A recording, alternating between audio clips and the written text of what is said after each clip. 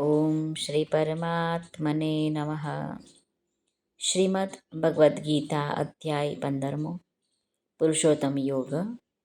આજે આપણે શ્લોક ક્રમાંક 6 સમજીએ. આગલા શ્લોકમાં જે વર્ણન કરવામાં આવ્યું છે અવિનાશી પદ, એ પદને ભક્ત કેવી રીતે પ્રાપ્ત થઈ જાય છે, એ અવિનાશી પદ કેવું છે એનું ભગવાન આ શ્લોકમાં વર્ણન કરે છે. તે શ્લોકના માધ્યમથી આપણે જાણીએ. શ્રી ભગવાન ઉવાચ ન તદ્ભાસયતે સૂર્યો ન શશાંકો ન પાવકઃ યદ્ગત્વા ન નિવર્તન્તે તદ્ધામ પરમં મમ.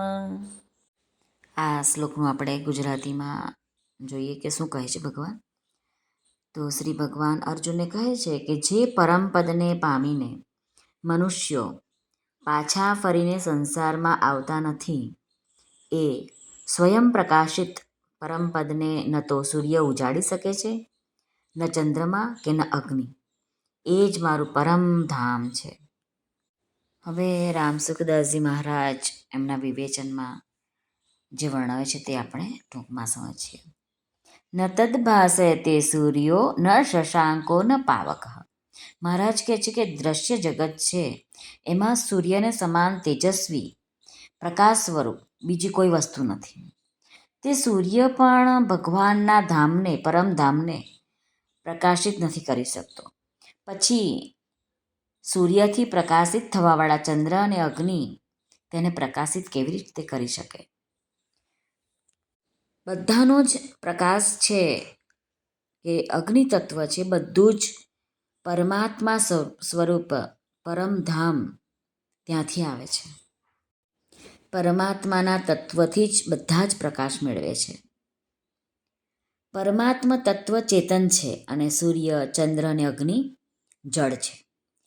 એ સૂર્ય, ચંદ્ર અને અગ્નિ ક્રમશઃ નેત્ર, મન અને વાણીને પ્રકાશિત કરે છે. એ ત્રણે પણ જળ છે. એટલા માટે નેત્રોથી એ પરમાત્મા તત્વને દેખી નથી શકાતું, મનથી એનું ચિંતન નથી કરી શકાતું અને વાણીથી એનું વર્ણન કરી શકાતું નથી. એ પ્રકાશક ચેતન તત્વ આ બધા જ પ્રકાશિત પદાર્થોમાં સદા પરિપૂર્ણ છે. આ શ્લોકમાં સૂર્યને ભગવાન કે દેવની દ્રષ્ટિએ ન જોઈને ફક્ત પ્રકાશ કરવાવાળા પદાર્થોની દ્રષ્ટિએ જોવામાં આવ્યો છે. 10મા અધ્યાયમાં ભગવાને કહ્યું કે વૃષ્ણિવંશીઓમાં હું વાસુદેવ છું. તો ત્યાં વાસુદેવનું ભગવાનના સ્વરૂપે વર્ણન નથી, પરંતુ વૃષ્ણિવંશના શ્રેષ્ઠ પુરુષના રૂપે જ વર્ણન છે. એવી રીતે અહીં સૂર્યને લીધો છે. યદ ગત્વા ન નિવર્તન્તે તદ્ધામ પરમં મમ. જીવ પરમાત્માનો અંશ છે.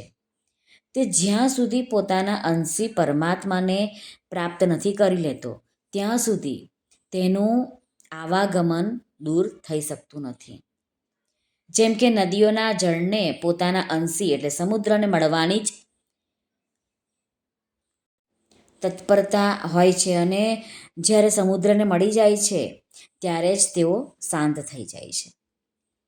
વાસ્તવમાં જીવ પરમાત્માથી અભિન્ન જ છે, પરંતુ સંસારની સાથે આપણે જે સંબંધ માની લીધો હોય છે એના કારણે જ આપણને તે ઊંચ યોની, નીચ યોની આ બધામાં જવું પડે છે.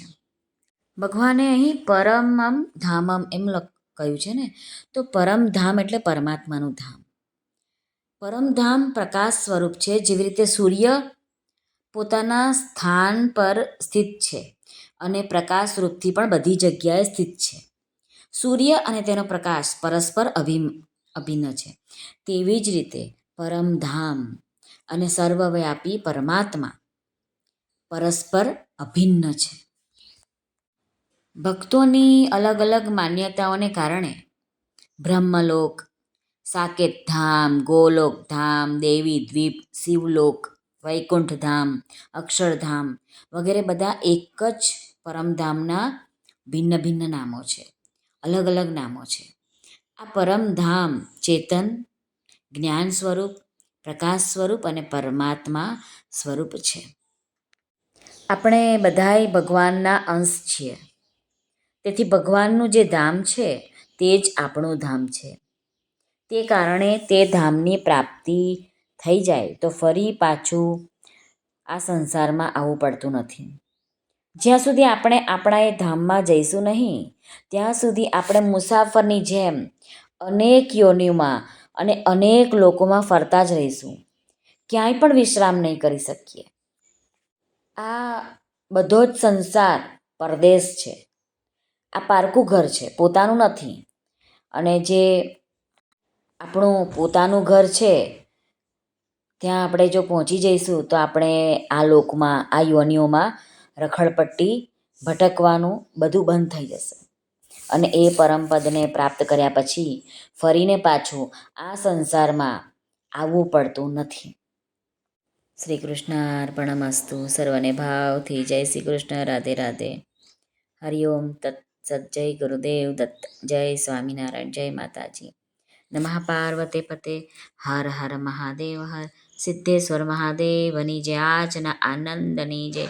સર્વનું કલ્યાણ થાઓ, સર્વનું કલ્યાણ થાઓ, સર્વનું કલ્યાણ.